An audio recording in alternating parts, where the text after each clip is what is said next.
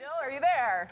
Yes, we are loud and clear here, and Steve is giving us pruning tips. So this is what we really want to get to because this is something that people can do in their own yard. And you're talking about trees here, so this is a proper pruning cut. Yeah, so here there was a branch coming out this way from the tree, and then you can see how nice and round the cut is, and it's right next to the main trunk that was here. And you can see how it's going to start to heal. So this is called, scarring over. So this part of this raised area will eventually close up over this exposed wood here in the middle and will protect the tree. So you don't need to put anything on the tree. There's all these myths where people would put like tar substances and all this stuff. So don't do that. So here's a kind of a close-up example of what happens. So we're going to say that right here is the main branch or the main trunk of the tree, and then a branch coming off. And you can see right here this raised area. And this is called the branch collar. So this is kind of the area that you need to look for when you prune.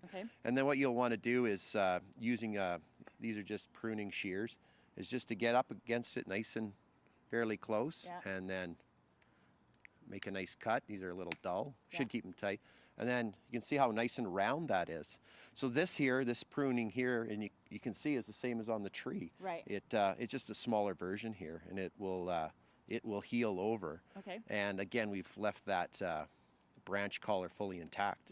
So what I want to do is run over here to this shrub over here. We'll head over to this side, and we're talking about shrubs here. So is pruning something you should be doing once a year? How often should you be getting in there and cleaning things up? Well, pruning is just an ongoing thing. So what I say is if something's not growing or it's dead, you need to prune it out. So I like to look at all my shrubs and trees at my house every year. And if you let it get out of hand on you, then it becomes a really big task. So it's something that's just kind of a maintenance thing. And, like I said, I don't like to come back to always having a beer, but, get a beer, go out, look at your trees, prune off a few branches here and there. It's a nice, relaxing thing. I think you're onto something. It makes landscaping fun. Okay, so how do we know what's dead and what's alive here?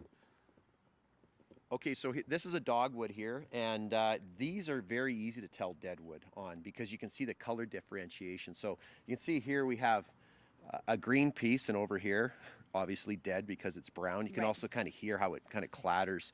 Another way to do it is you can score the branch with either a small pen knife, or on this you can actually use my thumbnail. So I can scratch this, and you can see how it's soft inside and very supple in here. Whereas if I take this dead wood here, you can feel like I can't even scrape it, and if I can, it almost comes off like sawdust, and it's hard. So I can tell that this piece is dead.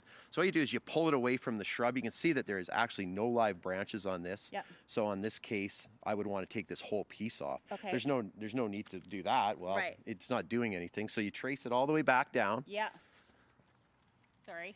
To the very bottom and get in here and there you have it. take the whole piece out, and there you go. Okay, good stuff. Thanks very much. Great tips, Steve. We're going to be talking about potted container plants still ahead.